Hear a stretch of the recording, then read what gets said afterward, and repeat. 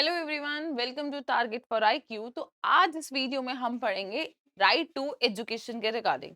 Right to education देखा जाए तो ओरिजिनली हमारे कॉन्स्टिट्यूशन में था, बट एक प्रॉपर अमेंडमेंट के साथ हमने इसे इनबिल्ट करा कि एक एजुकेशन का राइट, एक शिक्षा का राइट हर बच्चे को मिलना चाहिए, चाहे वो गरीब है चाहे वो अमीर है। तो दोनों बच्चों को एक राइट मिलना चाहिए, वो हम आज इस वीडियो में देखेंगे।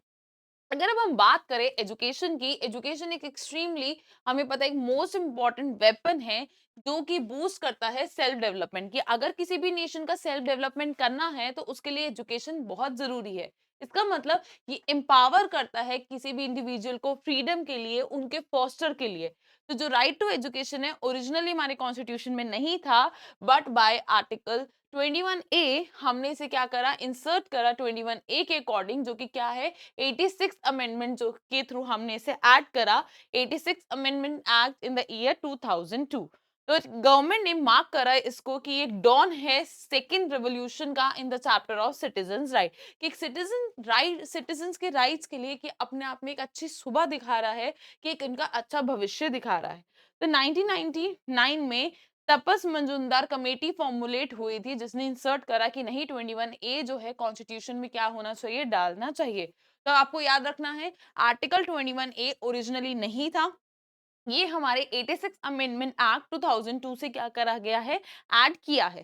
तो ये 2002 से जो ये ऐड करा गया, इसने कंपलसरी करा कि जो बच्चे 6 टू 14 इयर्स हैं, those children who are from the age of 6 to 14 years, उनके पास ये फंडामेंटल राइट है, किसका, एजुकेशन का।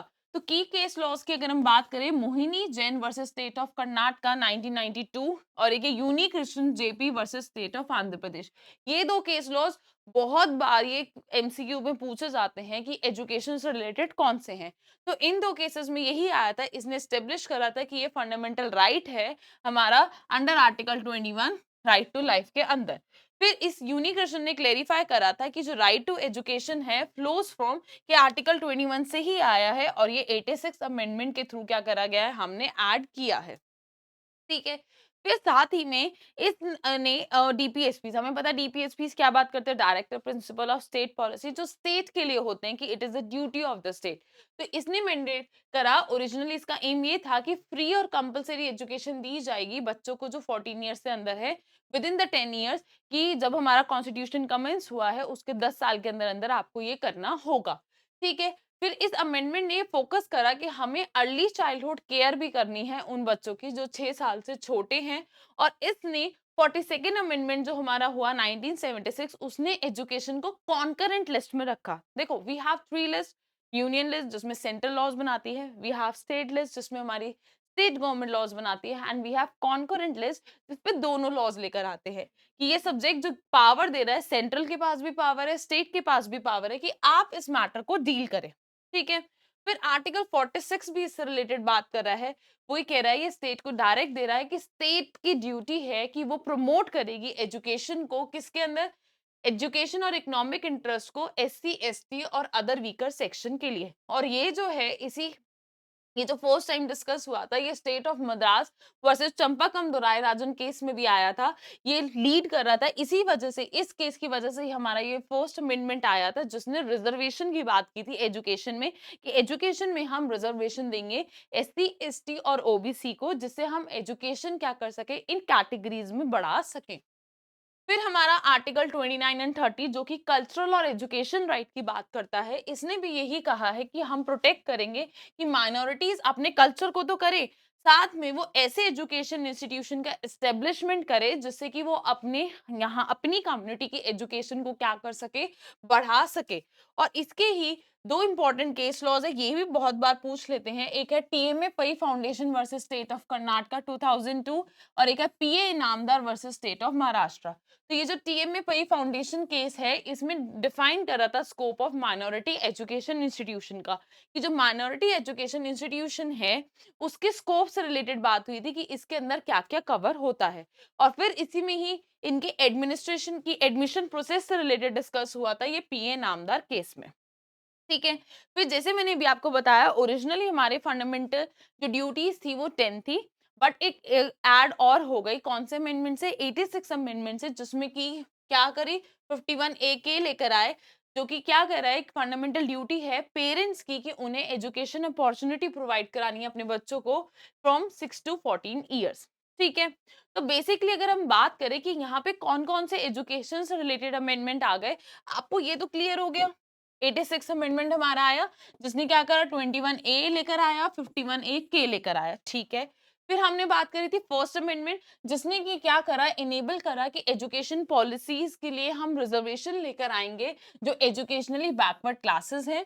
फिर 42nd अमेंडमेंट ने क्या करा, एजुकेशन को, ये जो एजुकेशन सब्जेक्ट है इसको कॉन्करेंट लिस्ट में डाल दिया, जिससे कि अब सेंटर और स्टेट दोनों इसके ऊपर लॉज लेकर आएंगी। साथ ही में फिर 93rd अमेंडमेंट जो 2005 का है, ये जो पीए नामदार केस की वजह से आया था, जिसने 15 क्लॉज 5 में इंट्रोड्यूस करा और एनेबल करा कि स्टेट अब स्पेशल प्रोविजन लेकर आएगी कि एडमिशन होगा जिससे एससी का, एसटी का, ओबीसी का प्राइवेट एजुकेशन इंस्टीट्यूशन के अंदर। ठीक है, फिर अब जुडिशियल इंटरप्रिटेशन की बात करें तो जुडिशियल इंटरप्रिटेशन में यही आया कि राइट टू एजुकेशन के ऊपर, इसमें ये 2012 का केस है। 2012 के केस में क्या बात करी, environmental and consumer protection foundation versus Delhi administration में, जिसमें रीअफर्म कर रहा है इंपॉर्टेंस ऑफ आर्टिकल, कि आर्टिकल 21A को रीअफर्म कर रहा है और डायरेक्ट कर रहा है गवर्नमेंट को कि वो प्रॉपर इंफ्रास्ट्रक्चर प्रोवाइड कराएगी, किसमें, स्कूल्स में, जिससे कि क्या होगा, हम एक बेटर एजुकेशन प्रमोट कर सकेंगे। फिर रिजर्वेशन एजुकेशन के अंदर आया कि हम एक इंदिरा साहनी के केस से, देखो, एक क्रीमी लेयर का कॉन्सेप्ट आया। अब व्हाट इज क्रीमी लेयर, देखो, अगर मैं बात करूं क्रीमी लेयर की, हमें पता लग गया ये एससी है, एसटी है, इन्हें रिजर्वेशन मिल गया। अब इन रिजर्वेशन के बाद एससी का एक मेंबर है, एससी का एक, एससी मान लो ये एससी है, एससी के एक मेंबर को रिजर्वेशन मिला, आज वो क्या बन गया, आईपीएस बन गया। ठीक है, पर अभी इस फैमिली का कोई पर्सन किसी उस पे नहीं पहुंचा, तो अब आगे के इस लोगों को क्या है, ये अब किसके अंदर आ गए, ये तो क्रीमी लेयर के अंदर आ गए, क्योंकि इनको तो रिजर्वेशन मिल चुका है, ये क्रीमी लेयर में आ गए। बट अभी इस कैटेगरी के लोग नहीं आए, तो इसीलिए इंदिरा साहनी के केस में क्लेरिफाई करा कि हमें अब इस क्रीमी लेयर को एक्सक्लूड करना होगा, क्योंकि इनका एडवांसमेंट हो चुका है। फिर मॉडर्न स्कूल, एक फी के ऊपर बात आई थी, modern school versus union of India 2004 का केस है। केस में डिस्कस करा कि जो प्राइवेट स्कूल्स हैं उनको जो फीस, जो वो फीस लगाते हैं, वो ऐसी नहीं होनी चाहिए जो बहुत एक्सट्रीम हो, जो एग्जॉर्बिटेंट फीस हो, एक बैलेंस प्रॉफिट मेकिंग होना चाहिए, जो कि ऐसा है नहीं अभी भी। ठीक है, तो राइट टू एजुकेशन बेसिकली देखा जाए, इसमें भी ये हमारा one of the most important case है, Pragati education and cultural trust versus union of India 2014 का केस है, जिसमें कोर्ट ने डिस्कस करा था अंडर आर्टिकल 30 कि ऑब्लिगेटेड करा था कि 25% सीट्स क्या करनी होंगी, रिजर्व करनी होंगी, किन के लिए, कंपलसरी एजुकेशन जिससे हम प्रोवाइड कर सके बैकवर्ड ग्रुप के लिए। तो इसमें बेसिकली यही था कि माइनॉरिटी को हम थोड़ा सा प्रोटेक्शन प्रोवाइड करा सके, इस केस में यही चीज को डिस्कस करी थी। Pragati education and cultural trust one of the most important case है, ये एमसीक्यूज में मिलता ही है। ठीक है, फिर है Ashok Kumar Thakur versus union of India. इसके अंदर बात हुई थी कि जो बच्चे क्या है एज ग्रुप में आ रहे हैं, जो हमने 21A में बात करी, मस्ट टेक स्कूलिंग, उनको स्कूलिंग और एजुकेशन एक क्वालिटी का भी मिलना चाहिए। ये नहीं है स्कूलिंग एजुकेशन हो गया, नहीं, एक क्वालिटी भी मेंटेन होनी चाहिए, ये इसके अंदर डिस्कस करा था। तो बेसिकली ये थे हमारे आर्टिकल्स, हमारे अमेंडमेंट, हमारे जुडिशियल डिसीजन। फिर हमारा एक एक्ट आया, right of children to free and compulsory education act, जो कि इनैक्ट हुआ 3 सितंबर 2009 को, और एनफोर्समेंट में कब आया, वो 1 अप्रैल 2010 में। इस एक्ट के अंदर एक एलिमेंट्री, एलिमेंट्री का मतलब क्या होता है, एक बेसिक एजुकेशन जो है प्रोवाइड होनी चाहिए, जो कि फ्री और ऑब्लिगेटरी होनी चाहिए उन बच्चों के लिए जो 6 से 14 साल के हैं। इसके लिए एक नेशनल कमीशन भी बनाया कि हम बच्चों को कैसे प्रोटेक्ट करेंगे फॉर सुपरवाइजरी बॉडी, और कोई भी स्कूल जो है अलाउ नहीं किया जाएगा कि वो डिनाई कर सके बच्चों के एडमिशन को कि नहीं, हम आपका एडमिशन नहीं लेंगे। और डायरेक्ट करा कि प्राइवेट एजुकेशन सिस्टम भी क्या करेगा, रिजर्व करेगा 25% सीट्स उन बच्चों के लिए जो क्या है, इकोनॉमिकली वीकर ग्रुप है। तो जो इकोनॉमिकली वीकर ग्रुप्स हैं उनके लिए भी क्या हुआ, ये प्रोविजन आया कि उनको भी हमें प्रोटेक्ट करना होगा। और ये डिसाइड कर रहा था क्वांटिटी ऑफ टीचर्स को, कि वो कितनी, इतनी क्वांटिटी होनी चाहिए टीचर्स की, जिससे कि वो इस तरीके की क्वालिटी प्रोवाइड कर सकें। तो ये था हमारा टोटल एजुकेशन से related. Do let me know in the comment section आपको ये कैसा लगा। ओके।